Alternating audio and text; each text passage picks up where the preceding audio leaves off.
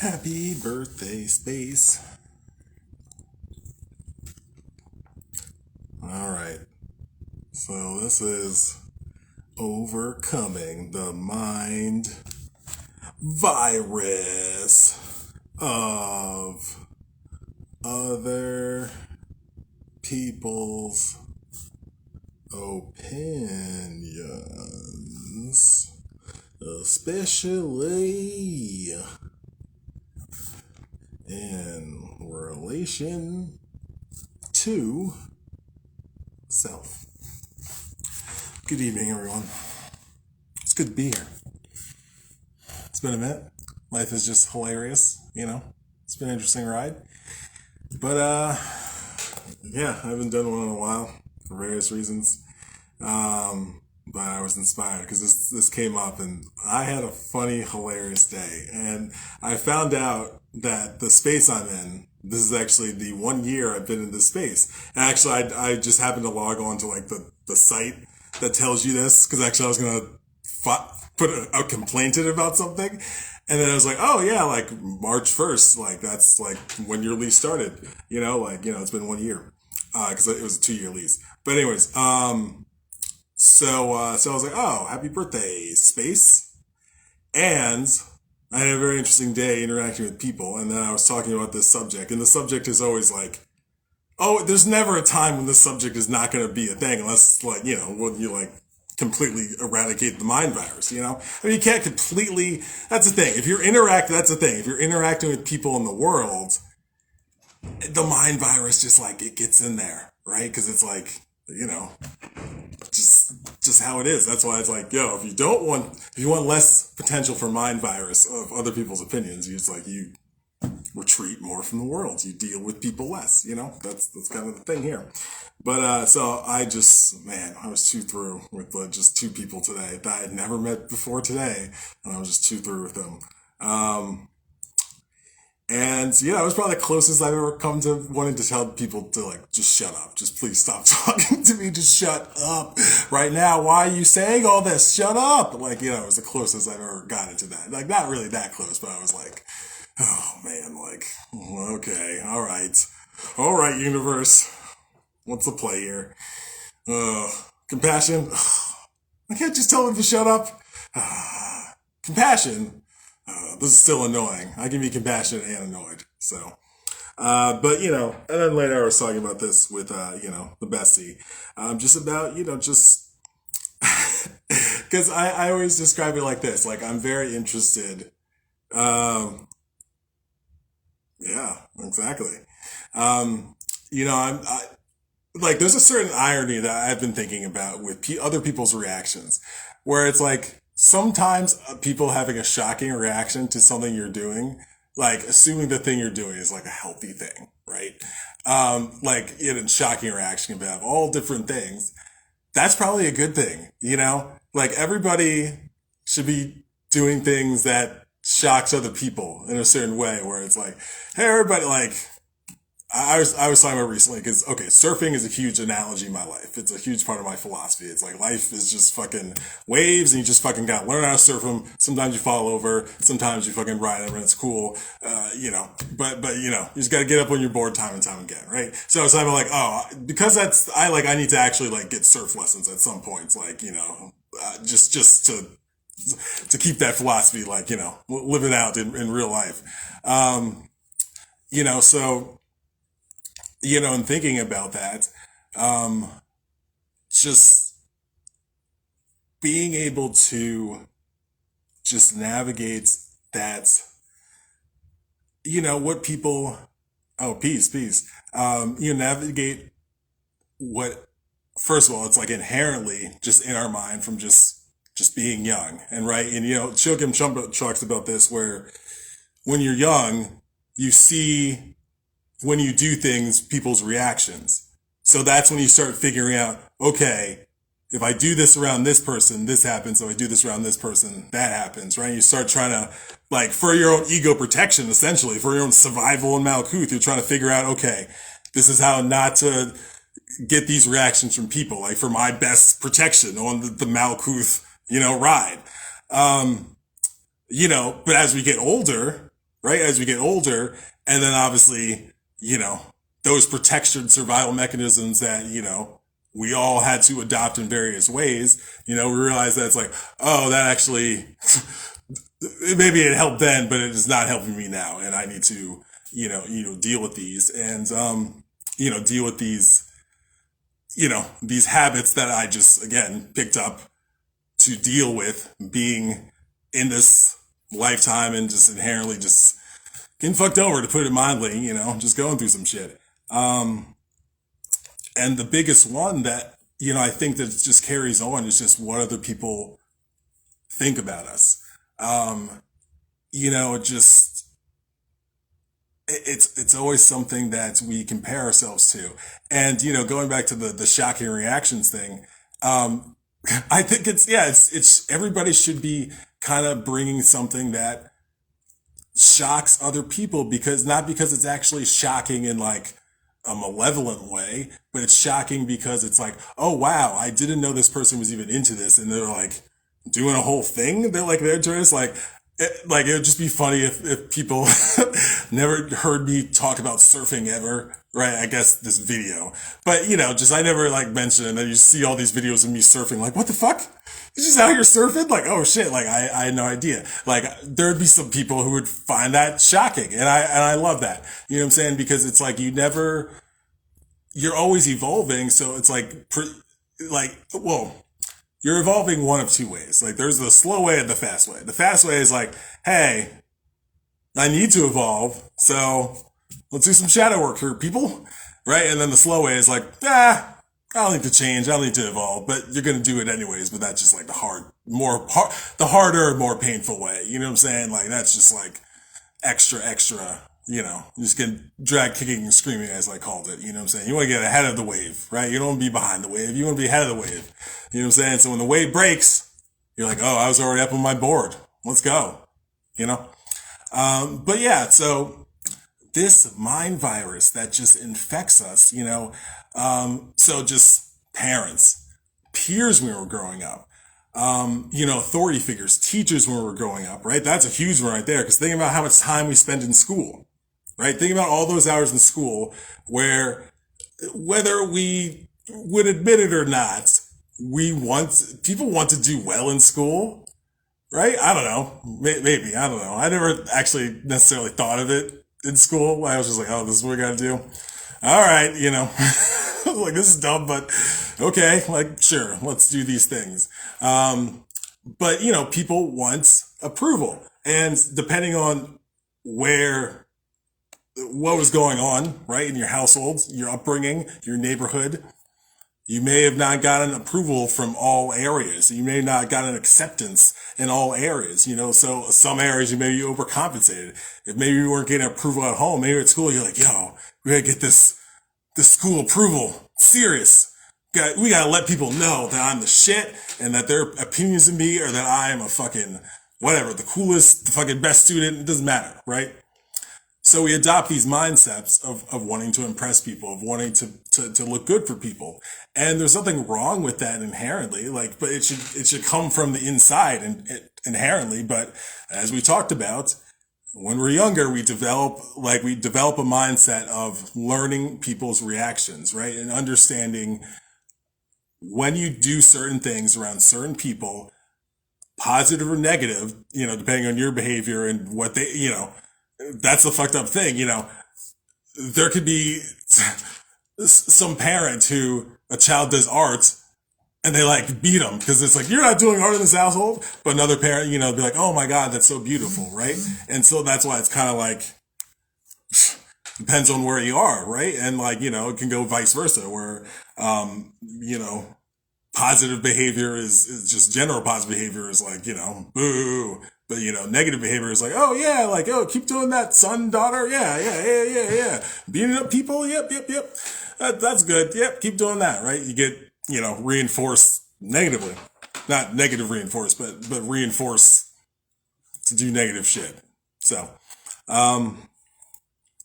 again, we develop these mindsets because, again, we understand people's reactions as we're growing up. And again, that's our ego protection, right? For survival, right? Because it's like, oh, I know if I don't do art around my dad, he won't beat me. You'll learn, unless you're just very dense, I don't know, you'll learn to do your art in the closet where nobody's looking, and that's just, it is what it is, and, maybe, you'll struggle later in life even getting your art out there because, growing up, it was like, you better not be doing arts. Like you play all the sports you want, but if you fucking do art, like, I'll kick you out of this household. You know what I'm saying? And like, it's something that you truly love, and yeah, later on, your critique of your art and wanting to put it out there and even just wanting to even share it with the world will probably be so like just fucked up that that'll probably be like just a shadow work in and of the shadow work of your life, like your art shadow work, just dealing with that and just dealing with like holding back, something that's a passion of yours and not showing to other people, which a lot of people do. They just won't, they're just like, oh, okay. If I share this side of myself around these people, they'll ridicule me, they'll hate me, they'll make fun of me. Okay. I just won't do it. Or, other people will do it and they'll just, take the ridicule. And that's the thing. And that's why it's like fucked up when we're younger, right? Because it's like sometimes the ridicule can come with like physical beatings, right? It doesn't mean that can't happen when you're an adult, but I would say it's less likely. Just like some other adult's gonna ridicule you and like beat you up unless they're drunk or something. I don't know. But the point is in all this, we develop these mindsets to survive in the world, with our ego, and it's based on other people's reactions and based on other people's opinions. And it's also a survival in terms of a village thing where it's like you don't want to be cast out of the village, right? That was a death sentence. You got to be out there in the woods alone. Death sentence. Maybe not literally, but it's a hard road, So you learn to conform. You learn to not talk about you sleeping with Ung's wife. No, don't sleep with Ung's wife. That's rude. Ung is a great villager. He built a fence the other day to keep the goats in, and it was a good fence. Shout out to Ung. We appreciate him and all his fence building skills. So you have to overcome this mind virus, you know what I'm saying? And we haven't even talked about like other ones. Like we just talked about parents, peers, teachers, there's many, many ones. And it's like a certain power you have to reclaim because I would say, this is me, or I know, you know what? I'm going to use the K word. Okay? I know that as long as you are conforming to other people's standards and opinions, you will be fucking miserable. You will be so fucking miserable. Whether you realize it or not, it might be a simmering kind of magma. Might be a simmering sort of magma under the surface of your dislike and your disgust. But yeah, if you're just always conforming to other people's opinions and other people's thoughts of you or potential thoughts of you, see, that's the thing. That's the thing. I guess people can tell you, like, this is what I think about you. You know what I'm saying? But whatever. People are idiots. First of all, let's talk about this, folks. Let's just get this out of the way. Everyone is hallucinating and deluded. Yes, you heard it here first. Because until you're like an enlightened guru, that's the path I'm working on, your ego deludes you. It deludes you all the time. And again, as we discussed, it's for survival, but it deludes you and you're also hallucinating. This whole thing's a hallucination. I was thinking about drawing earlier, how, I used to draw a lot more. Like I got into it like 2 years ago. 2 years ago. I was like 21. Although I drew a Super Mario the other day and a sleeping fox. Anyways, so I was thinking about drawing, how like drawing, I swear to God, because I had this insight when I was drawing about like lines and shadows, right? It's just, because it's just funny how like, just if someone drew the curves of like a curvy body, right? But no other feature, just the curves, right? Most people are like, oh, that's a woman's body, right? And that's just hairless because it's like, it's just curves, but it's like, if that's not a woman's body, it looks like a woman's body or a curvy body, right? But I was thinking about it's kind of mystical how it's like really, it's like this whole thing is light and shadows. Everything is light and shadows. That's why it's like a drawing can be very realistic because literally this whole existence is light and shadows. It's a great trick. It's a really great trick. Like I was having a moment outside where it's like, yeah, this is all light and shadows. Not light and shadows. Well, there has to be light for shadows to exist. Light is implied, but lines and shadows is what I'm saying. Like everything is lines and shadows, and it's sort of fucking trippy the more I think about it. But yeah, it's all lines and shadows. I don't know what was going on at that point. And that's my first forgetting my rants for the night, folks. Woo! I'm pretty surprised that was the first one. Like, I'm actually very surprised that was the first one. But anyways, so we develop these mindsets, again, for survival. I'll just get back onto the last thing I was talking about. Well, I was talking about that many times, but I'll get back to that. So again, we do our survival. So there's nothing about, you don't have to beat yourself up. You don't have to be mean to yourself for doing this because we all fucking do it. It's part of the survival game, right? It's like inherently, as I call it, you're going to get your Malkuth merit badges. And Malkuth merit badges are when you go through suffering in Malkuth, right? They're not like great merit badges, and part of mitigating the merit badges you get is your ego's protection of you through deception, through just conformity, just in general, just learning how to okay, you know what I'm saying? Socially, and obviously some people can do it better than others, everything's a spectrum. But to some extent, we all kind of have developed different ways to do that, right? I know the way I've done it through the years, right? And that's part of the reason, mine is deception, right? Okay, we'll just hide all the shit that we love and we don't talk about them. Okay, all right, that's fine. We'll just repress things. We'll just suppress it. Suppression or repression. I gotta look up those two. I use them interchangeably, but, I really shouldn't.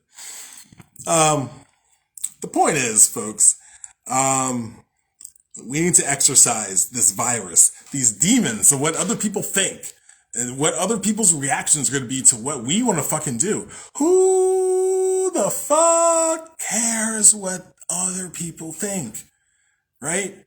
And I understand if someone's in a situation where, and this is why it's I can't work for other people long term, you know what I'm saying? Because, listen, I just always want to be who I am. And that's what everybody, I would hope, wants. I mean, even if someone is not, quote unquote, being themselves, I would say deep down they want to be themselves, but maybe I would say it's easier being someone else. But it's one of those things where in the short term, it's easier. The hard work is finding out who you are. That's the hard work, folks. Finding out who you are is the fucking hard work. But once you've done that, being yourself is fucking easy, actually. Right? Then you still gotta come over with some insecurities. That's where I feel like I'm at. I've gone through the hard work of finding out who I am. I know who I am, relative to this moment on this day at this time, ever changing. And thus, it's very easy to be myself, hands down, more or less. But, there's still situations where insecurities come out and I have to look at those insecurities and be like, all right, insecurities, what's going on here? Let's talk about it. Just have little discussions once insecurities and just see what's up. But it's about exercising what other people think. Because, okay, let's just cut this to ribbons. All right. Let's eviscerate this. Okay. One, as we discussed, just like you're deluded and hallucinating, like the rest of us with our egos, right? If your ego isn't tamed, that's the key. You gotta tame your ego. You gotta be doing something that tames your ego. You know what I'm saying? That's why it's humbling shit. If you're doing humbling shit, you're probably taming your ego. But generally, you gotta tame your ego. It's not about getting rid of it. It's about taming and just putting it to work for you and be like, yes, bitch, yo, ego, go get me some more Cheez-Its, bitch. Like, and it's ego like, okay, bitch. You know, that's a sense. It's not about, I mean, ego death is good. You know what I'm saying? You know, as like a mystical experience, right? It's great. It's grand. But as a day to day, you need your ego, right? You need like Christopher Presley, you know, you need to, you know, occasionally go to the bank and do shit. So, or my LLC. So you still have to, you know, retain somewhat of an ego identity, but just can't be running amok. It can't be running you, okay? You got to be running it. But it's not even that you need to run it. It's like you just let it do what it do, right? It's trying to look out for you, you know what I'm saying? But you just don't buy into its bullshit. You just got to learn the bullshit language of your own ego, right? Where it's like, yeah. Yo, yeah, booty call your ex right now. Yeah, that's totally a great idea. That's, yo, fam, that is like the best idea you've ever had. Yeah, totally cuss out that pastor. Yo, he deserves it. He totally deserves it. Look at him feeding those babies. What a piece of shit. You know, it could be anything, but you have to understand what bullshit language, right? And this is discernment, right? Understanding your intuition versus your ego. So ego is you know, that shit about like what is it? What was that line at the end of, what's that movie? Kaiser Kose? Soze Kaiser? I think it's Kaiser Soze, right? What's the fucking shit? The fucking, not Untouchables. What's that movie? It was the big twist, and it's like, oh, it was the dude the whole time. Sorry, plot was that shit. Spoiler. What was that movie? The fucking shit with all the fucking people. Oh man, that's gonna piss me off. Whoops! You see my books? I don't remember the movie. But anyways, it's like the devil not making you think it didn't exist is essentially the quote. And that's how our ego is, folks. And so, one, other people have that. And it's diluting and hallucinating them. And I would probably say, I don't know. I don't know. 39? No, I feel like that's too high. I don't know. I was going to put a number on how many people have tamed egos, but whatever. More people, less people that you meet than more have truly tamed egos, is my point. So, just on that, you know, they're deluded and they're hallucinating, okay? Right? There's not putting any sort of, we're talking about different delusions than like, you know, if someone's having like a psychotic delusion, right? I'm not talking about like a psychological, psychiatric thing. We're talking about a delusion of our psyche from our ego, okay? So, but again, ego is there for survival, right? It's just, that's the deal. You get a body, you get an ego, okay? You come down here, oh, you have a name? Oh, bitch, you got an ego. Okay? Deal with it. Figure it out. Figure it out. Figure it out. Figure it out. So, all this has been done in the name of protection by your ego. But again, it's create toxic behaviors, toxic patterns, and long-term detrimental ways of dealing with the world. So, one, you have to identify, I guess, people in your life where it's like their opinions have mattered or do matter to you. Because, you know what? They might not even be alive and their opinion still matters to you, you know? And it's not a bad thing inherently, but you have to understand if it's keeping you from growing, if it's keeping you from pursuing things. Oh, well, my Nana wouldn't like if I become a stripper or if I become a cactus farmer. That's very weird, Grandma. She can't be a cactus farmer? Wow. Grandma is, I don't know if there's a term for racist against cactus farmers, although it wouldn't be racist. It'd be like some sort of Botanists, racist against botanists. Are they a prejudice group? I could feel they would get some prejudice from arborists. You think they would be friends, but no, arborists hate botanists. Yeah, yeah. It's a little fun fact. Oh, I know what you're thinking. I know. You would think arborists and botanists would totally get along, but no, no, no. Arborists, it's like kind of like the West Coast, East Coast, like rap rivalry. I mean, again, it was similar to that. It was kind of bigged up by the media, wasn't actually a thing. But then actually, arborists started dying in the streets, and like botanists, like were doing drive-bys, and it got real. It got real out there. So,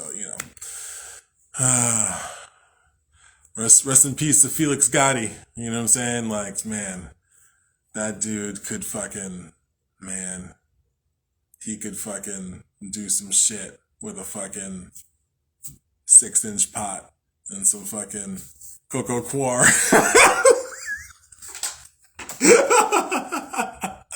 I was really trying to keep that going for a while with all my knowledge of plants. That's how far I got. Cocoa coir. Anywho's. So, how do we get rid of this mind virus, you silly bitch who's talking about fake botanists? Well, one, again, you gotta really know yourself. That is always the standards you should be holding yourself at.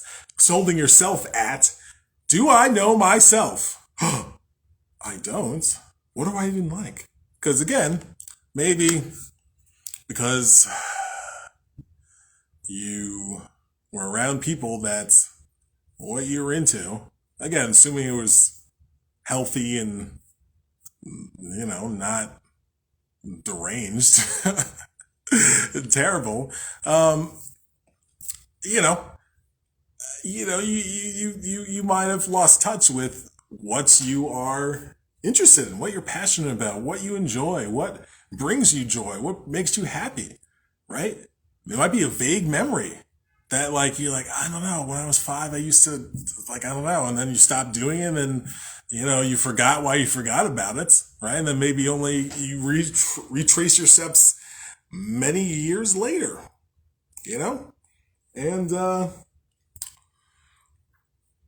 that's it. You got to just get that knowledge of self. So if it's not self-evident, you got to go there and get it. So knowledge of self. And then you got to really look at, again, I think I just said this before, people's whose opinions matter to you the most. And really exercising that and making sure that's not holding you back, making sure that's not keeping you in a place where you're not carrying out your own vision, a place where you're just sitting stagnant and idle, right? If other people's opinions are, then you got to exercise that. You got to release that. You got to look at why you're holding on to it. Maybe because it's maybe that's the last thing you feel you have of those people is what they thought about you. And that's sort of touching and sort of heartbreaking and sort of also understandable, but it's still, it'll hold you back unless it's something that's pushing you forward where it's my fucking Nana, she just said live your best life, whatever brings you joy, just go for it. You know what I'm saying? Then it's oh yeah, by all means, or I guess that's not an opinion of you, but that's but it's having that perspective.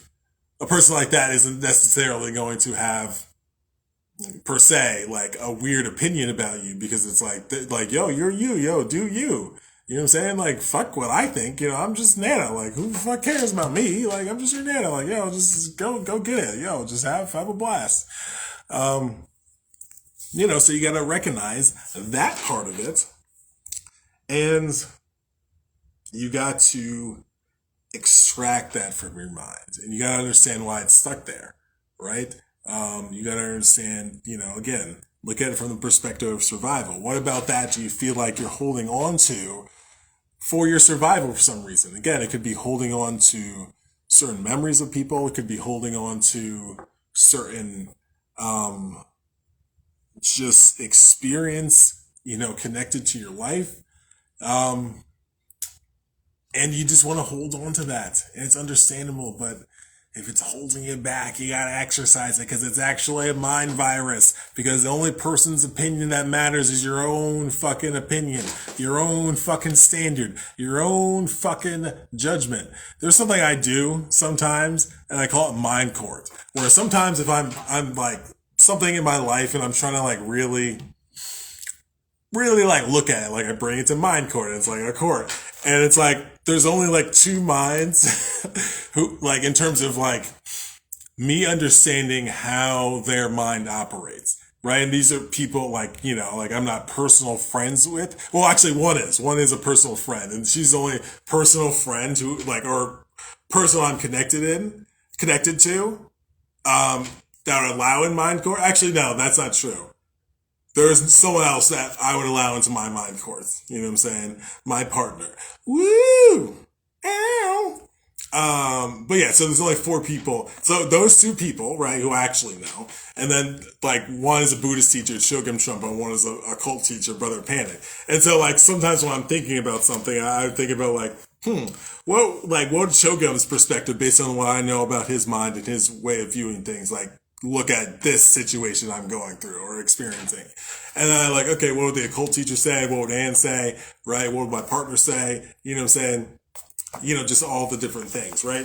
But it's the idea that not even that those opinions of those people necessarily matter, but like if it's like a deep sort of something going on in my life, maybe, like to hear some other takes on it.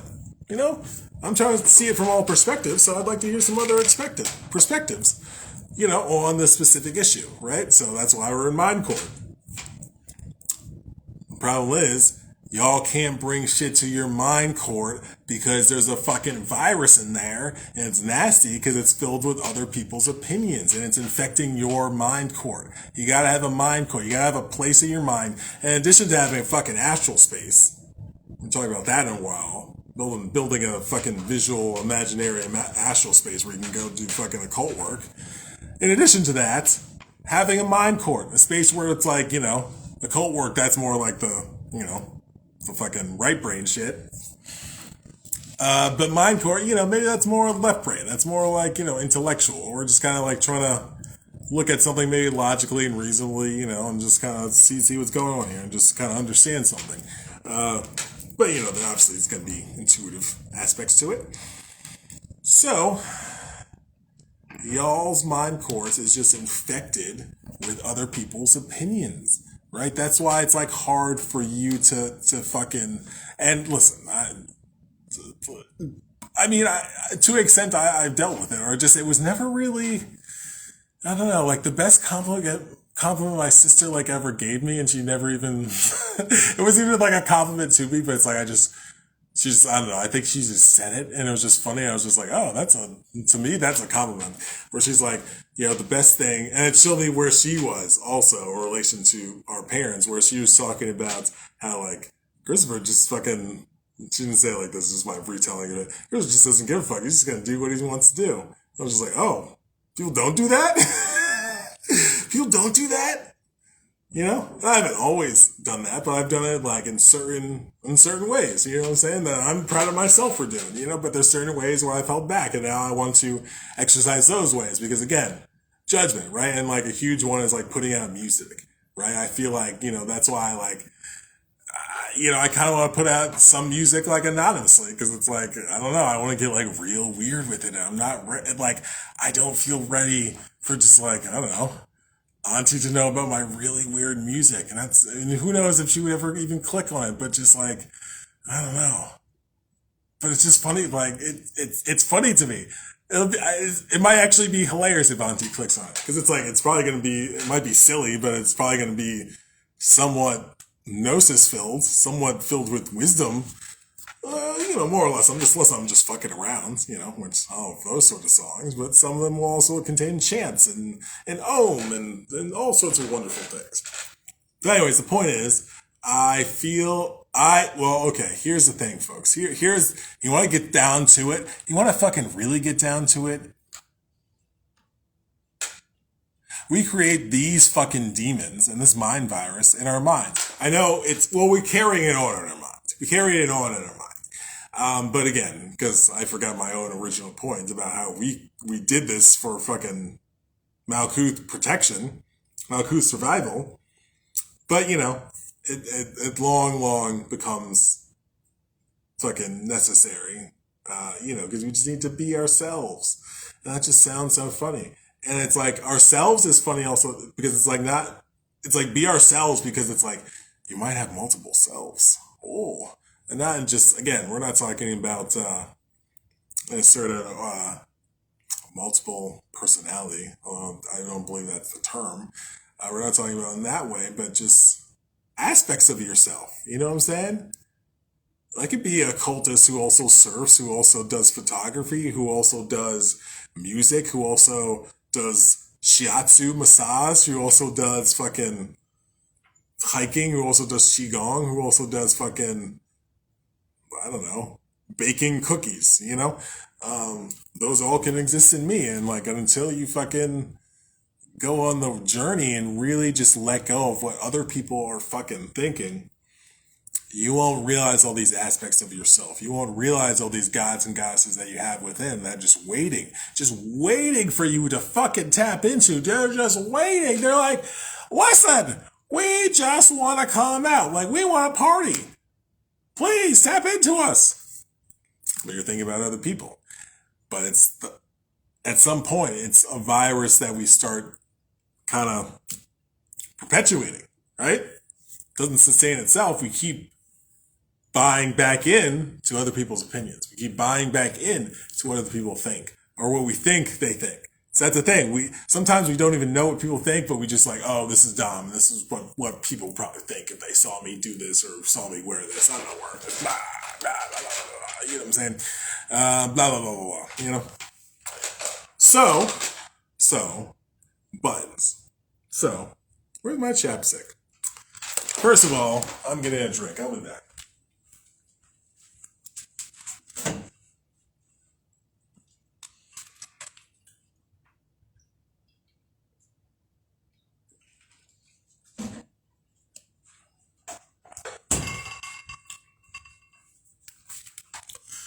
Whew. Okay, I'm back.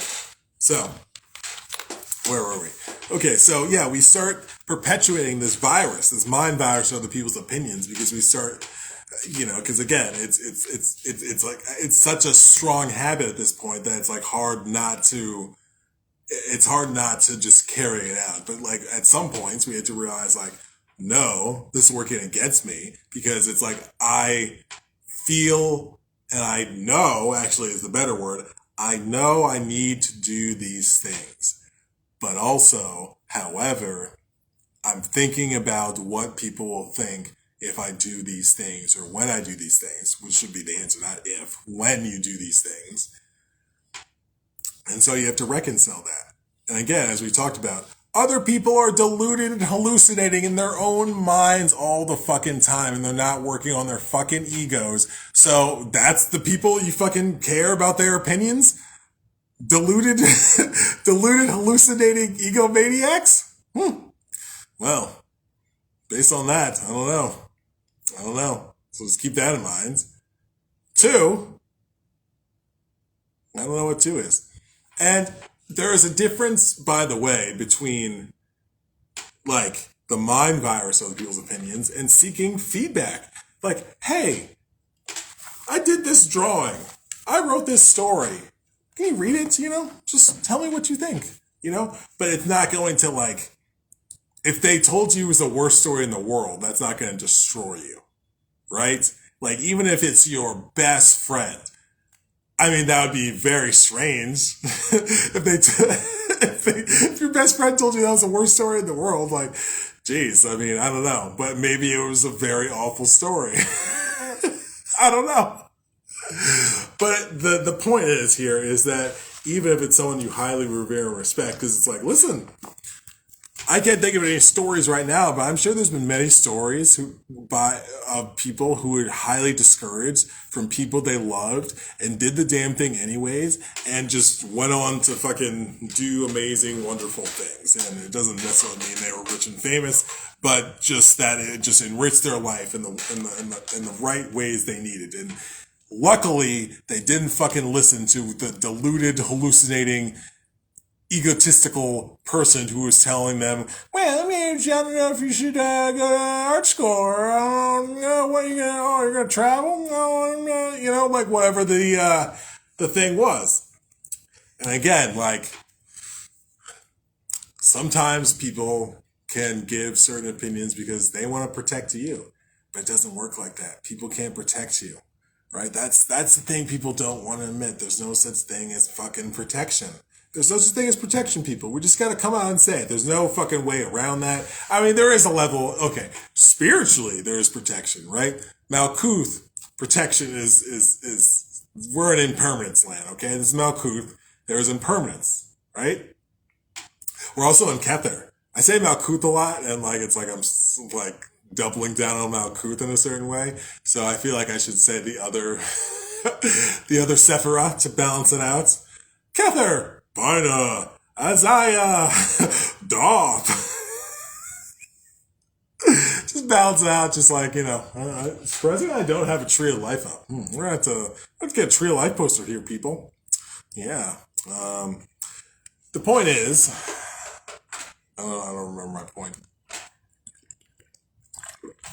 The point is, other people's opinions don't matter. Because again, I didn't remember my point. Sometimes people can tell you things because they are trying to protect you, and it's like, oh, artists don't make it. It's like it's like, maybe one of your parents, unbeknownst to you, their parents discouraged them from art. To go back to this example, right? And probably maybe all the way down the line, and maybe you never find that out, or maybe you do find it out. But the point is, maybe that's why they discourage you from art. You know what I'm saying? Because it's like, oh, you know what? Maybe my old man was right, and I should have tried to pursue my art. Well, I should try to make sure that my daughter doesn't make that silly mistake, or my son, doesn't make that silly mistake and wants to do art. Like, no.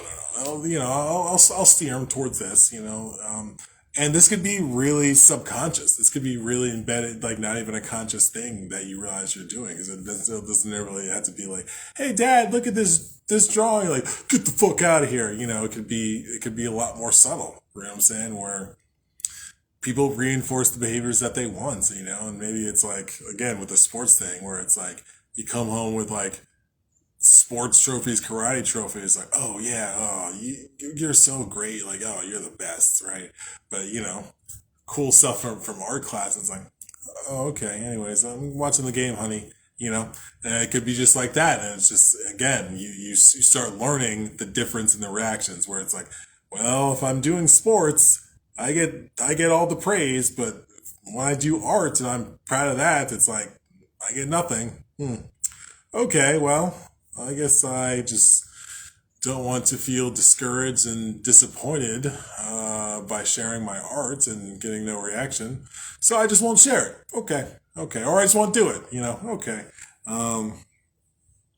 and there's a great Jordan Peterson video that I saw, a clip I saw recently, and essentially he's talking about, he's like, yo, it's scary how little encouragement people need to like not be a weak loser, which I love how he phrased that, because sometimes it's like, because sometimes you got to phrase something like that, because I always just had this thing about not saying don't, right? Not saying negative words, right? But Lojong kind of taught me, like, which is Buddhist slogans, right? Sometimes you got to say, don't do this. You have to make it very clear, right? It's not, because it's like, you can't say, oh, do the opposite, right? Because sometimes it's like, no, we just want to specifically point out this behavior. Don't do this, right? So I've kind of come around to like, yeah, sometimes you specifically need to be like, yeah, no, not this. And it can't always be like, oh, here's what it is. And all this sort of thing about the thing. I forgot about the thing. Forgot where I was going here, folks. Woo! Woo! Anyways, we'll get back to mind viruses. So, long story short, if anybody's watching, if you can remind me where I was going with that rant, that's much appreciated. Anyways, overcoming the mind virus, right? And again, here's a huge part also with this, folks. You notice in the title it says, especially in relation to self, right? And self is in quotes. I'm even going to put that in quotes in my notes. Quotes in my notes. Quotes in my notes. Quotes. Quotes. Quotes in my notes. Quotes in my notes. Quotes in my notes. Quotes. Quotes. Quotes in my notes. Quotes in my notes is brought to you by the chopped cheese, which I'm going to eat later. So self is in quotes. And that's the biggest thing. Your ego is fucking with ya. Because it's like, oh, other people are thinking about this right?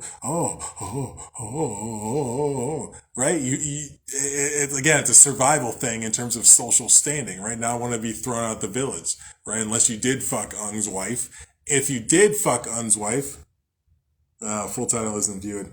Okay, well, the full title is Overcoming the Mind Virus of Other People's Opinions, Especially in Relation to Self. If anyone else can't see the title.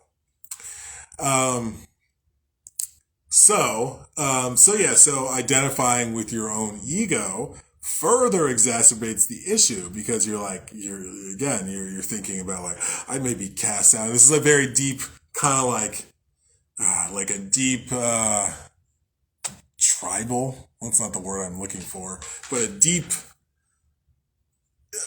part of our identity, right? Or a deep part of our makeup or our DNA is like being accepted by the village. And this can take on many different forms. Oh, so many different forms, right? What the village acceptance means to you or how you perceive you being accepted to quote unquote villages, right? So, your ego, again, for protection is like, yo, I don't want to be cast out the village. I gotta kind of like, I can't survive out there. I gotta play along. Okay, it's like what I gotta do to get by. That's what I'll do, right? But it's buying in that people's opinions hold weight over you, right? And to an extent, when you're younger, they do. And that's a fucked up thing. And that's why it's like, if you have children, you gotta fucking, I don't know, instill in their psyche that it's like, no, it's like an empowering thing. Like, no. Like, what do you think? What do you feel? Like, I heard once the best thing, like, it was this dude who has a book about the subconscious mind and training your subconscious mind. Shout out to, what's his name? What was that book? Oh, James Van Cleet, Hidden Power. He was talking about like children, right? And like raising children. And he said, if you include your children in like the decision-making process, like of the household, it's like, you'll never have to discipline them or something to that effect. Cause he was making the point. It's like they weren't just like second-class citizens in his household. They were like, no, like, what do you think about this, Junior? Like, what should we do? Right. And just like, and that their opinion mattered. Like, that's what I'm getting at, that their opinion mattered. Like their, parents are older, they have more experience, but no, like, child, like, what do you think about this situation? Right. They included them in the decision making, and he was saying some other things about it, but it's like, it empowered them a certain way where it's like, they didn't act out, right? Because they felt just a certain confidence just by how their parents were interacting with them in that sort of way. And I always thought that was just really fascinating, and kind of just thinking about it again, it's just kind of empowering. It's like, no, your opinion does matter. It matters to us. Like, we're not just here to boss you around. It's like, what do you think? Like, what do you feel? Like, oh, wow, that's interesting. Right. And like, and it's like maybe it's like, if you're patient parents, like if, if it's like, if your child has a silly idea, right? Maybe it's like, oh, we're talking about this. It's like, oh, like, it's like, you don't necessarily like, you say like, like when we have silly idea time, like, oh, let's talk about that. It's like, but we're trying to figure out like dinner right now, like what we're going to eat. Like that's a silly idea. Like, we could do like, we should write a story about that like later. You know what I'm saying? It's like, you figure out how to, like, whatever a child presents, you figure out how to, empower them ultimately. You know what I'm saying? But like under the, like, your ideas matter, like your opinion matters. You know what I'm saying? Like, you're not just a child here. You know what I'm saying? Like, your opinion matters. And how often do parents do that? I mean, I'll say this, I'll just say this straight up, like straight up. A lot of parents are bullies. Like, I'm just going to say it, like, and again, this is an ego thing. Parents, you don't have to feel bad about this. But a lot of parents, like, whether they realize it or not, have a lot of bullying behavior to child, because it's like their ego will do things to control this other person. It's very easy to control a child, you know what I'm saying? And it doesn't have to necessarily be malicious and abuse and things like that, but and not letting the child to kind of develop in their own accord, you know what I'm saying? That's a malicious act in itself. You know what I'm saying? Like, having a child feel like their opinion matters, that's abuse. That's abuse in my book, you know what I'm saying? That's emotional, psychological, psyche abuse. You know what I'm saying? And that's been many children experience, because, listen, I mean, how many fucking llamas or yogis raise kids? Not too many, because usually they don't have kids, So, a lot of folks, their ego is already sort of like middle of the road, and then they have kids, and I can boss these people around and do this and do that to get out my frustration with the world. It's a sad state of affairs, but it's true, folks. We just gotta own up to it. You know what I'm saying? That's why, even when I become a parent, you know what I'm saying? These are the ways I'm viewing it. These are the way I don't, even if I have, I'll have an ego, because I'll be in a body. I don't have a name. It's like evaporate into stardust, which, hey, if I evaporate into or evaporate into Starbucks, wow, he evaporated and turned into a Starbucks. Whoa, trippy. That would be very trippy if someone evaporated and turned into a Starbucks. Actually, probably much more than if someone evaporated and just turned into stardust. I'd be like, oh, well, whatever. Stardust. Like, just wave them away. But if they turned into a Starbucks, like, this was Billy? That Starbucks you're going into was Billy. Whoa. That's insane. How do you even zone that? I don't know. There's got to be a special session at the fucking the zoning commission for that one. We have a Billy Starbucks. Yeah, he was a man, and then he turned somehow into Starbucks through an odd amount of events. A very odd amount of events. So, anyway, you are your own village, okay? You are your own village, right? It's an old cliche. You come in alone, you die alone, right? But it's an applicable one, because that's why only your opinion matters. Your opinion, your intuitive voice. That's the only voice that matters. Your higher self, whatever you call it. You know what I'm saying? Again, you have to understand the voices, right? If like you're not sure, you have to figure out, right? You have to discern what radio stations you're receiving that are like, these are good radio stations for me. Or what radio stations you're receiving where it's like, no, we need to tune out of those radio stations. Those are not the stations for me. I have learned over the years, that's not a great station for me to tune into. Right, you got to figure that part out. But you're your own village, right? You're your own, what's the word for it? You're your own symphony. You're your own orchestra. You know what I'm saying? That's actually a better way of putting it, right? Because it's like all the dynamic parts of self, right? Your own symphony, your own orchestra.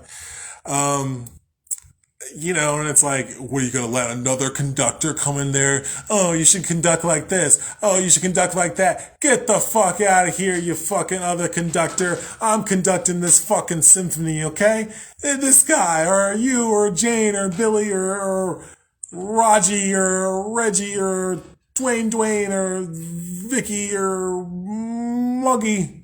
Muggy. Hey, what's up, Muggy? Hey, what's up, man? Muggy. I don't know why that name cracks me up. You gotta conduct your own symphony, all right? Think that conductor is there conducting that symphony, thinking about, I wonder what my mom thinks about my conducting right now. I wonder what, like, my girlfriend thinks about. No, he is, like, just conducting the damn best he can because he's focused on the shit he's doing, right? He's focused on his reality. Oh, I was going to fucking talk about these. I almost forgot. Hold on 1 second. Perfect segue.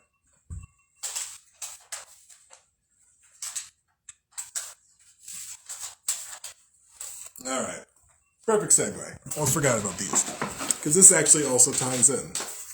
So, Lojong slogans, as I fondly talk about, because they are, honestly, in terms of a practice, like, they have been so helpful in my life, just like so helpful, because I read them so many years ago and the seeds were planted, and it's just so hilarious that, like, I really, like, I worked on them, like for a while, like, more actively, and then kind of like, whatever, I kind of like, I had the books or whatever, but I wasn't actively doing it, but like, just these slogans always come up, and I'm always looking at them like, oh shit, I get even deeper like what this was saying now.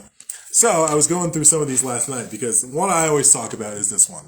Don't ponder others, which is very hard for me because I'm always pondering others. It's hard not to. People are so fucked up and weird and strange and, myself included. That it's just always a thing. That's why it's like, man, this one was made for me. Because I always have to bring myself back like, oh, hey, number 26. Oh, we're pondering right now. Anyways, so I was like, oh, what are the other, like I was thinking about this one, or I came across this one, which is don't talk about injured limbs, which is about, if someone, I don't know, someone's baby daddy cheats on them, someone's baby daddy cheats on them, whatever. There's some sort of scandal, right? And you're like, hey, did you hear about, blah, blah, blah with blah, blah, blah? Oh, yeah. You're talking about injured limbs. And this could be just in your mind, or this could actually be talking to people, right? This could be a mental dialogue, right? And, I've been thinking a lot about these, especially the don't ponder others, and I've always taken that as don't ponder others because it's like, you need to be worried about, like, what do you got going on? Just don't worry about what other people got going on in their situation, man. Like, first of all, you never figure it out, right? You'll never figure it out. You'll never understand from their side. So it's like a kind of a wasted activity, just waste of mental energy to be like, why does the, whatever always do that? It's just a waste of time. Better use of energy is like, why do you always do the fucking things you do? Okay, that's a better use of energy. That is always the best use of energy. But it's easier to ponder others. I get it. So this is one I always think about. So when I came across this one, I was like, oh, I forgot that they tie together. Because there's another book that does a better job. The original book that the Chogyam book is based on, where Chogyam kind of writes them, but it's like the original one, it's kind of like, it's almost like a poem, right? It's a long poem with the slogans. And so they flow together. I was like, oh yeah, they flow together. So I laid all these like 5 or six of them out, like 25 to 29. And it's funny how they actually work together. So it's like, yeah, you don't talk about the injured limbs of other people, right? Either in your mind or to other people, right? People got their own shit and suffering going on. Like, you don't need to talk about it. You need to discuss it. You don't need to if it's directly related to you and, it's not like, just gossiping or whatever. You just kind of trying to make yourself feel better because doing something. And also it's like, you could be worrying about people, right? You could be doing that thing, but that's not going to help them either. And this is the thing I sort of realized about the not pondering others is, it's also for their benefit, like recently I was having a conversation talking about how, like this is the reason why monks like go away from civilization, because it's like they, to a certain extent, like you need to remove your mind from the psychic activity of lots of people and just constant interaction and all that sort of thing, right? Because that gets in here, you know what I'm saying? And then you start thinking more again about what people think and all that sort of thing, where you need to be for your best development sometimes and more of an isolated environment with limited contact with people, so you can just further explore what is going on in your mind without the baggage that is inherently going to come from other people, right? Whether they mean to or not, people are just gonna like, man. I know I'm talking about not talking about injured limbs, but man, this story so annoyed me this morning.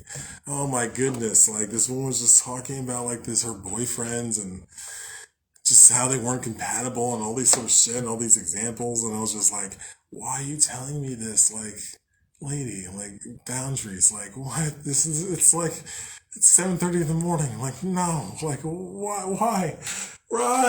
And it's just I listen. When I said earlier I wanted to tell someone shut up earlier, and I was just like, gosh darn it. Oh man, like I was compassionate, but it's like, jeez, at least like give me some consent. Be like, hey, I'm gonna tell you this whole fucking story. Do you consent? You know what I'm saying? Like something. Like, jeez, Louise. So, anyways, um, it was very annoying.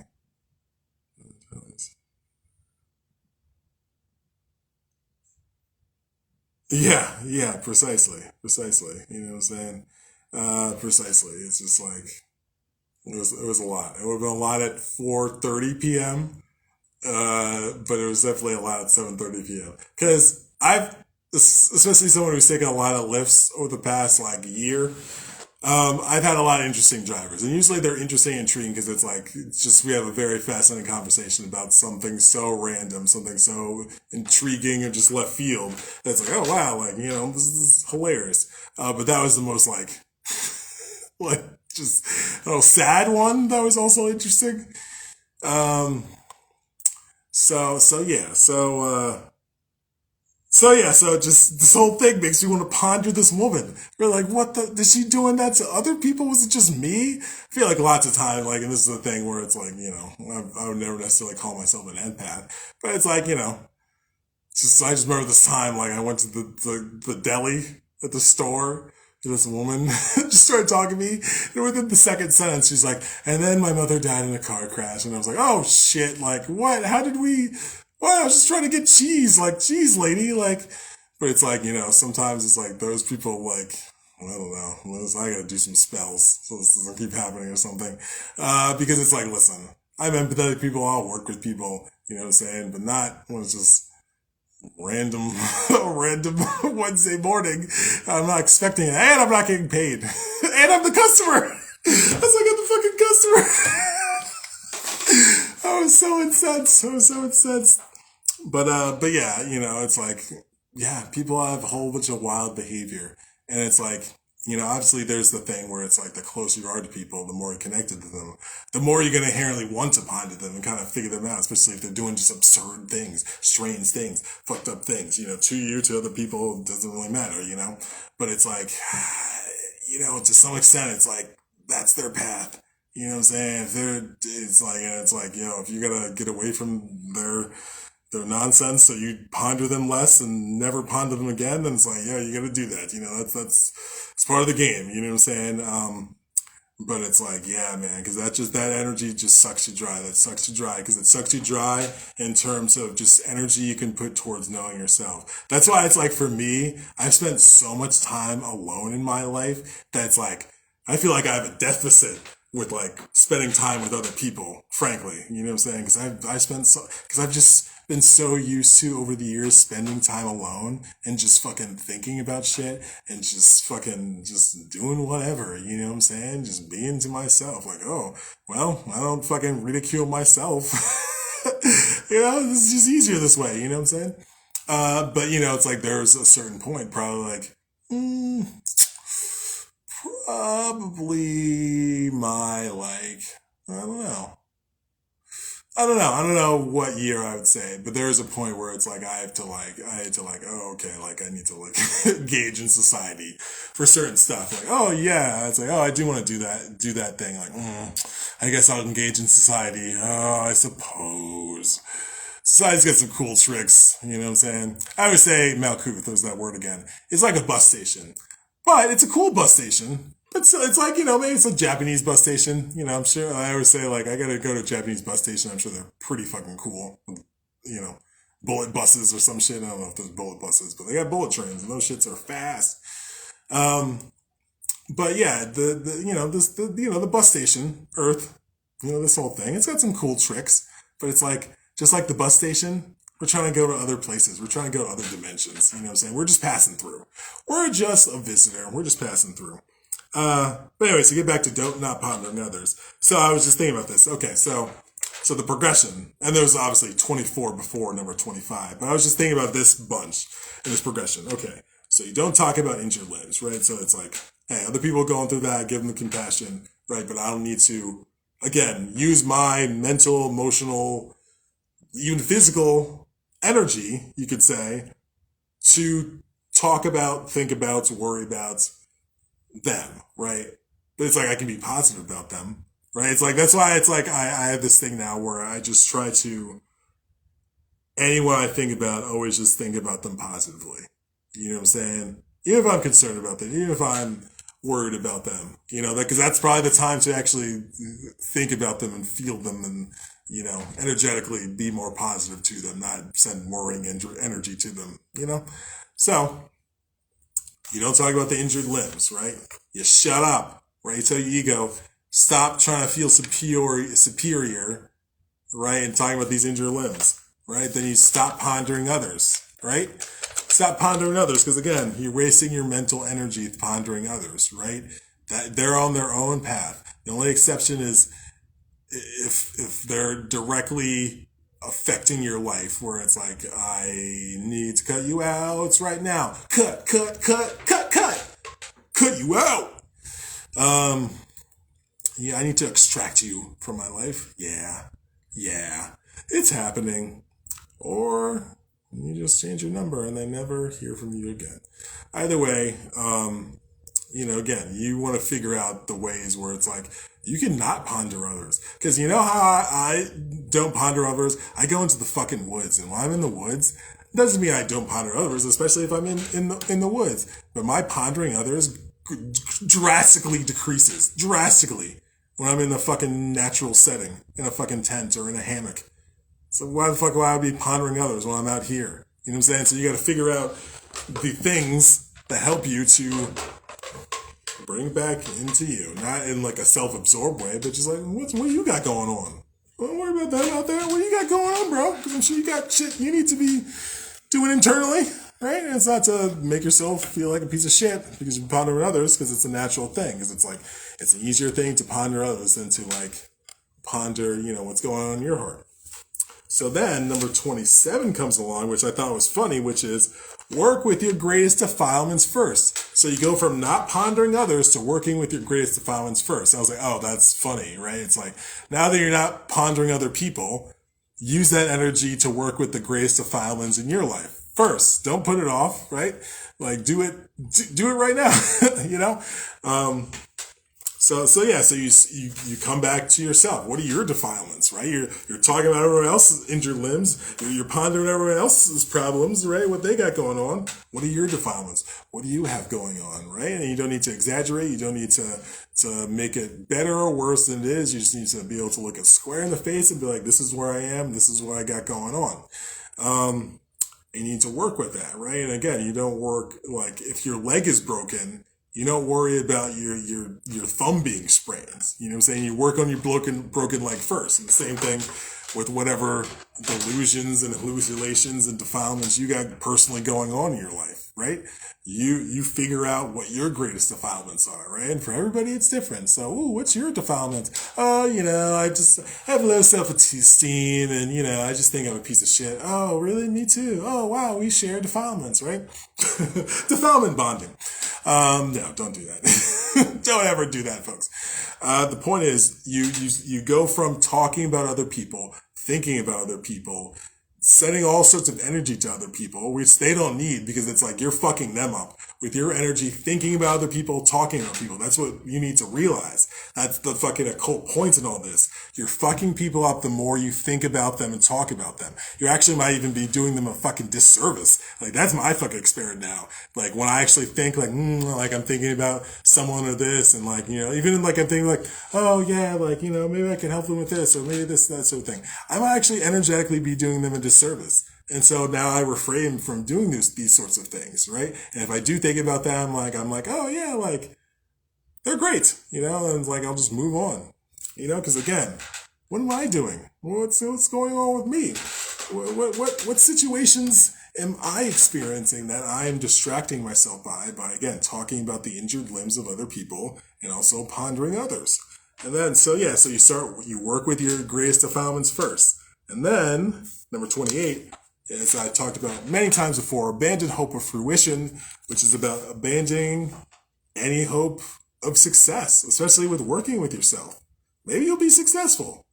That's the idea, obviously. You want to work through your defilements, or why are we even here? It's like, you know what? I mean, actually, many people hold on to the defilements. That's what happens. But, you're saying like, what? I'm going to work on my defilements. It's the idea that your defilements will lessen and go away, hopefully. But there's that word again. So, you abandon any hope of that you'll have success, right? Because fear and hope are sometimes called the robber and the bandit, or the robber and the robber and the whatever. They're called two different negative words. The robber and the thief, the robber and the beater. Because hope is as damaging as fear is, folks, right? Because hope is a balloon that'll carry you away, and then it'll pop, and you'll fall down and break your ankle. And fear is just something that keeps you shackled to a certain thing. Yeah, I don't remember what it is. But it's essentially, fear and hope. Didn't I write it down? Hold on, now I just want to figure it out. So anyway, so you abandon hope because it's like you have to abandon the dualistic nature of fear and hope, right? Because it's like, oh, I hope that's going to happen. That's why it's like I try not to say, I hope you're well. I strive to say now, just how are you doing? How are you feeling? Because it's like, I don't care about because I could hope all day long, but if someone's not doing great, I'd rather them tell me that than because sometimes maybe it's like, oh, I hope you're doing well. And then someone will be like, oh, actually, I'm not doing well. This is going on. You know what I'm saying? But it's like it's like an open-ended question is better than saying, I hope this. But it's like, it's like you want things to work out for people, but it's like we need to understand the underlying kind of like current going on with that. Right? Because it's like you're setting like a thing in the ground. And I always think about like if I say like, I hope you're doing well to somebody and someone's not doing well, then it's like, oh, what's wrong with me?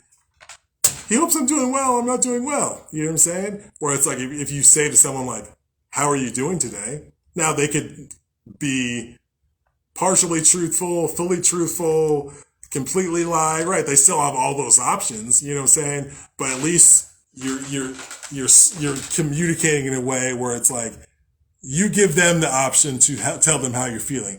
You don't say to them, you better be feeling good, right? You know what I'm saying? And again, I understand the underlying thing. It's like we want things to work out for people, right? But it's like hope and fear. Again, it's like two sides to one coin. It's like, and that's kind of like how politics works. Also, by the way, if you want to really get into it, I got fucking 3 hours and 47 minutes of me talking about abandoning all hope. So I even resist talking more about it because I talked extensively about this. Go see the tapes. And I see why cultists like Brother Pan get all fiery and angry after a while because it's like, I said it, so I need to say it again. Abandon all hope. But it's like, it's a drug like in politics, right? Because you're always sold on the hope of like, oh yeah, when we get our guys in there, then it all changes, and it never changes. It never changes. Maybe it looks like it changes. Maybe it seems like it changes. And maybe one day it'll actually change. But it just kind of keeps sort of transforming enough to look like it's actually changing. But it's not actually changing because I've been watching it for a while. And I would have noticed if it drastically changed because the results haven't drastically changed. People are still getting their ass beat on the streets, by cops and shit, or whatever. At least that's what they program into the fucking Matrix. Who the fuck knows is that actually happening? Point is, I can't find this quote. I can't find... Oh, here it is. That's hilarious. I was like, I can't find this quote. It was like the next page. Like, I knew I wrote it down. Like, I just couldn't need to keep going. The heretics... That doesn't even make sense. I guess Wait, this doesn't even make sense. The heretics, bandits of hope and fear? The heretics and bandits of hope and fear? I guess.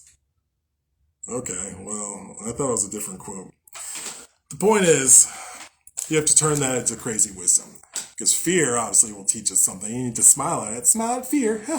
We need to abandon all hope, because that'll keep us kind of talking about, like, delusional. Kind of keep us delusional and kind of keep us hallucinating. It's like, oh, yeah, like, I hope, whatever. You know what I'm saying? It'll kind of... That's why disappointments in Buddhism is very important. And disappointment is very important in life because disappointments, as much as it fucking hurts sometimes, it's actually fucking reality. The example I always use is if someone told me, hey, Posh, can you get me a cake from the store and bring it over tonight? Like, oh, okay, sure, I got it. I'll bring a cake. Like, oh, what kind of cake? Oh, it doesn't matter. Any sort of cake. Just I want a cake. Can you bring it over? I can't get there. And just, it'll really be a huge favor, right? And the night rolls around, whatever. I don't get the cake and I don't bring it over. Or I go over, I forget the cake, right? No matter what I fucking say, I can be like, yo, you don't understand what happened, this, that, and the other thing. I can have all these excuses, all these stories, and they could be legitimate, but if you really wanted that cake and really hoping for that fucking cake, and I was like assured you I was going to get that cake, you'll be so fucking disappointed, right? Again, even if it's like, yo, maybe it was like I was locked up in jail. Well, I guess you'd be wondering why it didn't come over. But assuming it wasn't like something where you were like injured or something, or you're in the hospital or something, right? You just forgot about it for whatever reason. It would still be very disappointing, even if I gave you the best reason for why it didn't happen. And it's because you were fucking hoping for it, right? And that's why it's like, if you want to live a life where you're not fucking always in the fucking swings of emotions, it's like you have to fucking abandon fear, not abandon fear, because, you have to smile at fear and fucking learn how to fucking abandon hope. And like, those are the two things. I literally, where it's like, when I have that feeling where it's like, I don't want to do something, I literally smile to myself and I fucking do it anyways. Like, I literally do that, where I just take a moment, maybe take a breath, smile at myself, maybe not like out externally, but just like internally, just give myself like an inner smile. And then I do the thing that maybe I was anxious about, maybe that like, I was hesitant about, maybe I was actually afraid.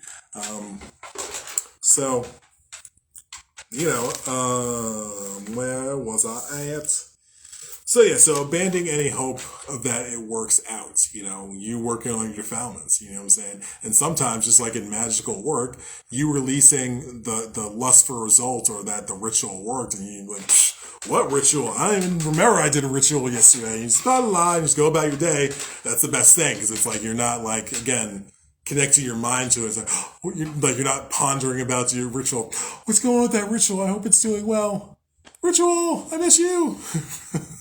I've always heard it explained, like, the reason why disconnecting and like completely letting go is good, because it's like, your altar is your connection to the magical world, right? It's like your doorway, your bridge, your portal, however you want to put it.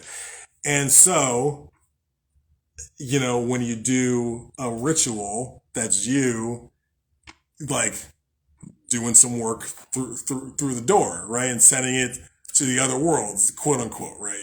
I'm just, however you put it. So if you're constantly being like, I hope that ritual worked, or oh, I should have done this on the ritual or that, you're constantly bringing it back through the door into the physical reality. You're not letting it go out into the ethers and do what it does, right? You're just constantly I've also heard it put like a waiter in a restaurant where it's like you put in your order and it's like every time you see the waiter like, hey, how's the order going? It's like, hey, how's the order going? It's like, no, you just put in your order, right? And then, you talk to your dates, you talk to your nana, whoever's sitting with you, or you're sitting with yourself, right? And then, oh, your meal comes. Or it doesn't. Because, oh, we're out of crab cakes. And you're like, ah. Every funny if rituals work like that, it'd come back like, yeah, we're actually out of that. We're actually out of that. Do you have a backup? So, ooh, we actually don't have abundance today. Yeah. The witch down the street just the last one. But we do have self-love. So, you know what I'm saying? I mean, it's going to take an extra 20 minutes because, we got to cook it. So yeah, I'm sorry. I didn't realize we didn't have any abundance in stock. It was a great ritual, but it's like, yeah, we're just fresh out. But anyway, so you abandon hope of fruition. And then there's another one that I always think of, abandoning poisonous food. And yes, you could say it's poisonous food in terms of, actual poisonous food, like unhealthy food. But those poisonous food is probably the poisonous food from your own ego, right? The poisonous food, again, the mind virus of other people. That sort of poisonous food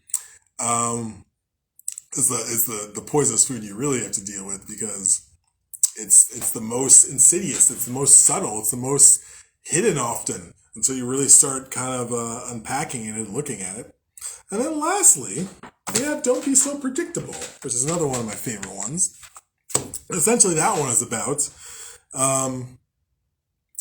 if someone compliments you, you usually smile. That's like a good version of it. And it's like, well, not everybody. But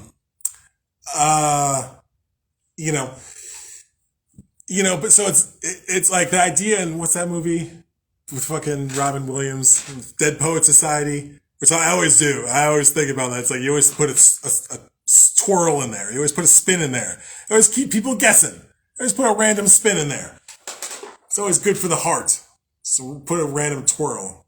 So hopefully some random person will be like, that giant black man just twirl into that building?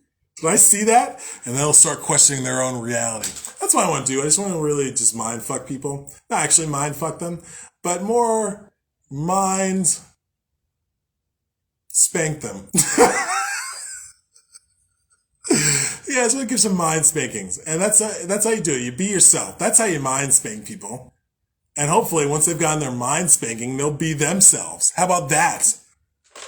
So that's what I was talking about earlier about shocking people. So you got to mind spank people. So they don't think like, oh, this is reality. This is what this person always does. No, bitch. I do whatever the fuck I want. You know what I'm saying? Because I'm following my intuitions, bitch.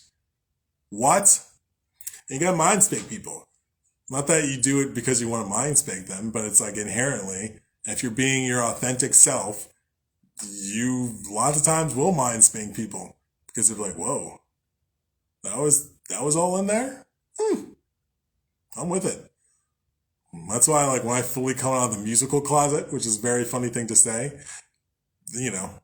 I might for a time do it anonymously, but eventually I'll reveal my true identity and I'll merge the worlds.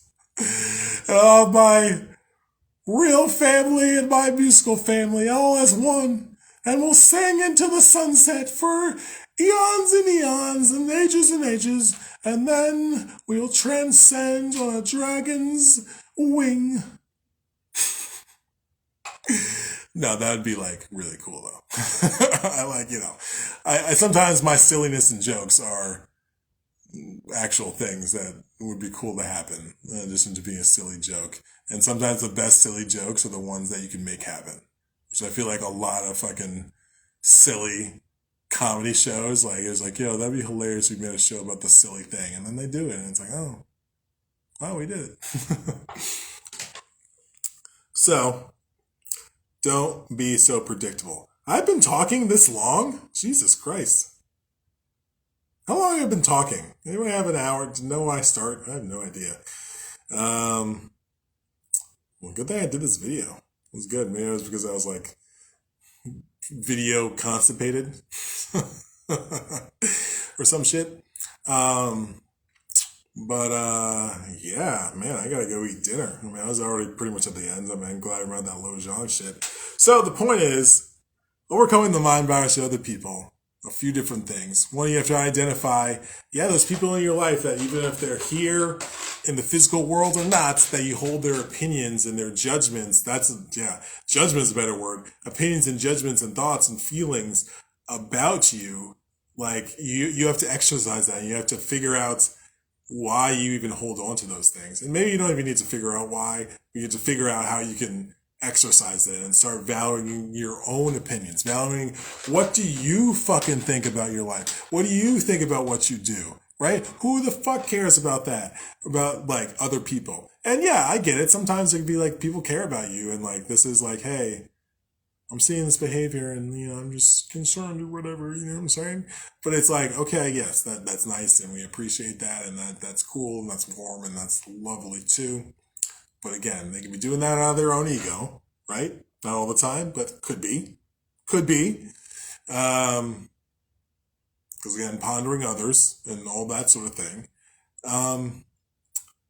But yeah, it's really, how do you view yourself, right? And if you're viewing yourself negatively, that doesn't count. I mean, you have to understand if you are viewing yourself negatively. I guess that's the point. And if that's connected to other people's opinions, right? Which often it is, you know what I'm saying? Because it's like, it's like the forbidden experiment, the babies on an island. What would they if they just grew up, like 3 babies on an island, and they just grew up together? What would happen? Or they're just left alone to their own devices, but a lot of in this Gnostic website, which I have to read more of these lessons because they are really great.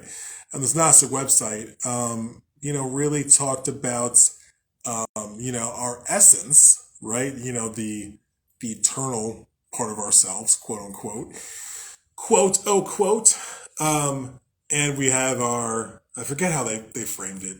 Let's just say ego personality, that picks up traits while we're here, and it starts to just kind of outpace like our intuitive essence in terms of like, showing up in the world. And then just before we know it, just ego personality is just calling all the fucking shots. But that's not truly what and who we are, but just kind of usurp power over the years. Because again, as we talked about earlier in this video, we have done stuff for our ego survival protection, right? From just all the bullshit that other people are spewing at us all the fucking times, especially when we're younger, right? We had to learn how to adapt the best we fucking could, right? And so there's nothing to feel bad about in terms of exercising, dealing with these behaviors. You did it to protect yourself, you know what I'm saying? You did it to protect yourself. So you don't have to feel bad about that you are a certain way based on other people's opinions, because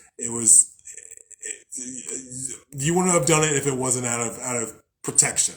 And you just like, when you're older, it's like you kind of can see it more for what it is, hopefully, and be like, God damn it, this is fucked up shit. And you have to reclaim just your own perspective of yourself, right? Where it's like, no one has to tell you if you're fucking up on your path. You know you're fucking up, right? No one has to tell you if, whatever, right? If someone tells you some sort of important piece of information that you actually need to hear, you're just like, great, that's icing on the cake. But it's like, I need to be the one who knows that information first as much as possible. And I get it, blind spots and all that sort of stuff. And this is why we have close friends and people around us who ideally, can share things about us that we can't necessarily see, but they can share in a way where they can really connect with our hearts. And they're not doing, and even if our ego is offended our heart can still hear what they're actually trying to say to us. And their ego is not trying to just piss us off or trying to control us or trying to this, that, and the other thing. Their heart is trying to compassionately tell the other person something, you know what I'm saying, heart to heart, you know. But that's something that needs to be worked on. Not everybody can always do that. Not everybody can always receive that.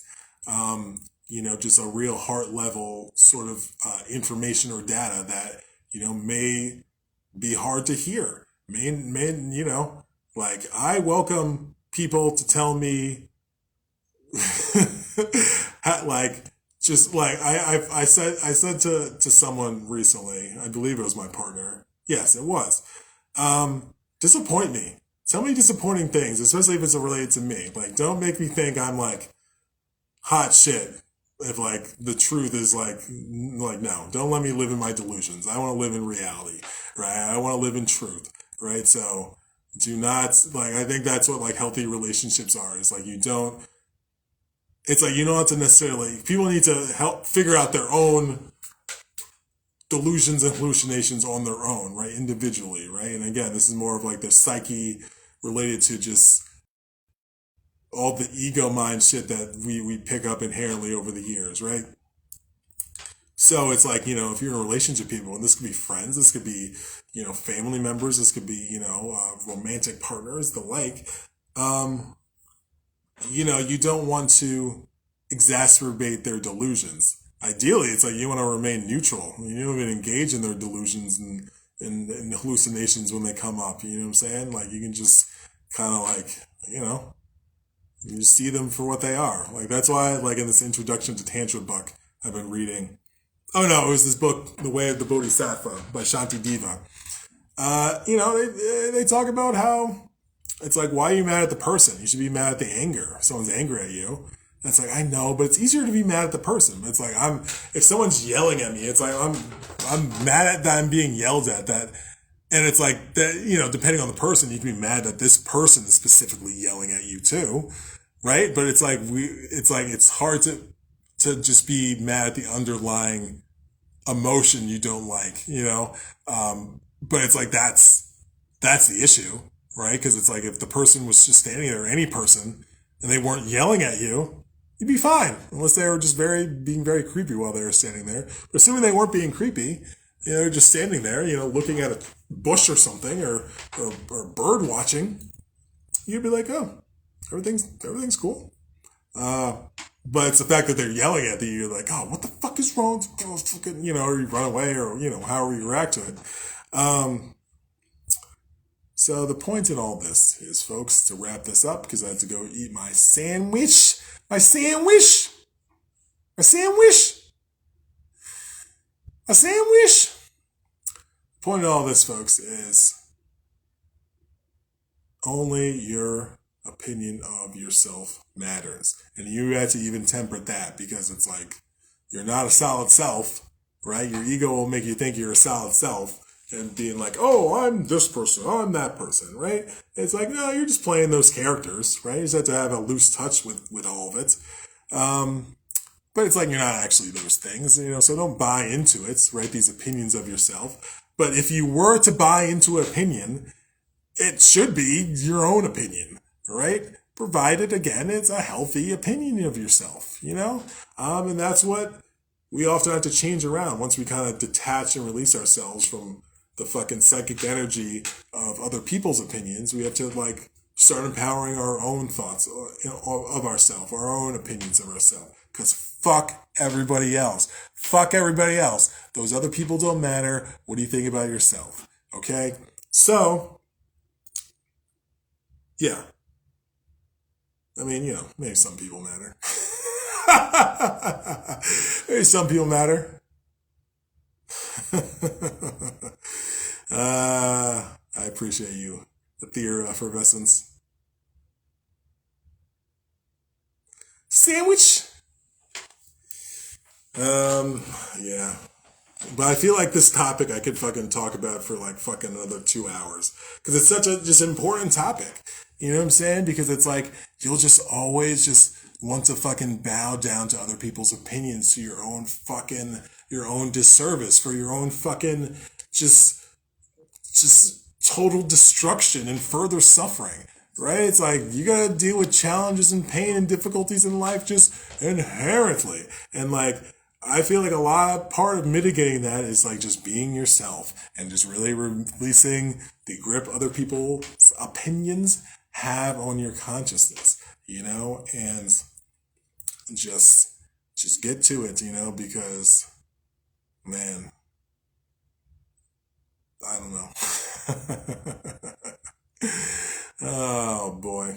But yeah, it's definitely a virus, and you gotta exercise it. And this is why have I have plans to spend more time in the woods in my life as I get older, because I know the more I'm around people, the more I'm gonna really be caught up in their opinions. And I know the more I'm in the woods, I'm gonna be like, the woods, this is beautiful. And I'll drive to a store, I'm like, oh yeah, these people. But at least I'll have some time where I'm not caught up in, I'm sure I'll be like, why is she buying that at the station? What is she doing? What is she up to? Is she a serial killer? See, my mind works very fast when it thinks other people. I'll be like, they're wearing that. Why do they have those weird plates on their car? I see a tire iron. Is that blood?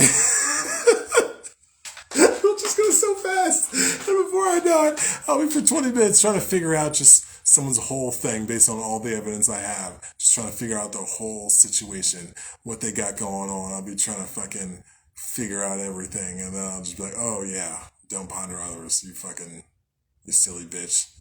You could have spent all that energy kind of at least meditating, geez. All right, I'm out. Appreciate everyone tuning in to this one. I'd like to do a part 2 to this. Because yeah, it's a very important topic, because man, you gotta get people's judgments and opinions off your consciousness. You gotta fucking pry those shits off. You gotta fucking dissolve those shits. You gotta fucking beat those shits off. You gotta fucking do rituals. You gotta fucking, I don't care. Maybe roll an egg over it. You know what I'm talking about? We're reading about egg cleansing. Shout out to y'all egg cleansers. You know what I'm saying? I was even reading about the Philippines. They have a version, and Italy had to have a version. I didn't realize how, I guess everyone has eggs, right? So, you grow chickens and things like that? Let's do some magic. I don't even know what I said to that I don't know dog. Oh. Not looking beating what? Oh. Touche. But you know what I mean. Figuratively beating them off your consciousness, not in the little term, but probably sometimes it's a more receiving that you can release them from your consciousness and you can let go. I often phrase things wildly. That's why I love language. I love language and I hate it, as you and me have discussed. It's the stupidest thing, but it's also a hilarious thing that I enjoy as a writer, but it's very dumb. There's too many words. There's way too many words. I read something earlier that I was talking about, I see so many versions of this. It was, you say 20,000 words a day. It was only 3,000 of those are communicated clearly. I was like, that sounds about right. I'd probably say the average person says 20,000 words and only, what would that be? 6% of them 6% of them are said, communicate clearly. That sounds so right for the average person. I don't know. That made sense to me as soon as I heard that I don't even know if that's true, but maybe 10% of the average person can communicate clearly with their words, right? But I don't know. It might actually be 6%. It might actually be like that meme I saw. Who knows? But you're right. I am going to go eat my sandwich because I'm rambling about memes about communicating clearly words counts. All right. But yeah, extricate that mind virus, because only your only your opinion matters of yourself. And just, yeah. Yes. Woo! Exactly. For when I repost this video on YouTube, They may not see this comment, so I'm just going to say it out loud and then I'm going to leave. And Ethereal Effervescence says, even if you communicate clearly, it's up to the listener to interpret it as well. So it's a catch-22. Exactly. And I think that's why if you have people who legitimately, like I would say, like can communicate like on a heart-to-heart level, right? Probably like 20,000 words communicated clearly, it could probably go up considerably. You know what I'm saying? But yeah, it's like if your partner, it's like if you're doing square dancing and your partner can't do-si-do, it doesn't matter how good you can do-si-do, it's going to look like a shitty do-si-do. Okay, I gotta leave now. I'm talking about fucking square dancing and do-si-dos. That's when you know I'm fucking way the fuck out there. Woo! I felt good though, because I've been doing this for like 2 hours and this is what I'm saying. So anyways, I'm out. Bye. Thanks for tuning in. It's been real. I kind of appreciate everyone a lot, except for Jeff Bezos. As long as you can round about and they can dose, you're good. Exactly.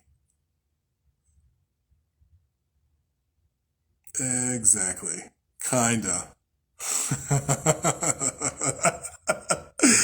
Oh, man. No, I love you all. Bye. And yeah, work on extracting that mind virus. I don't know how to spell that shit. I don't know how to spell anything. No, that's not true. I don't spell many words. But yeah, extricate that mind virus and just, as Arthur, the TV show says, believe in yourself, something, something. But I would even build upon that. Know in yourself. Know yourself.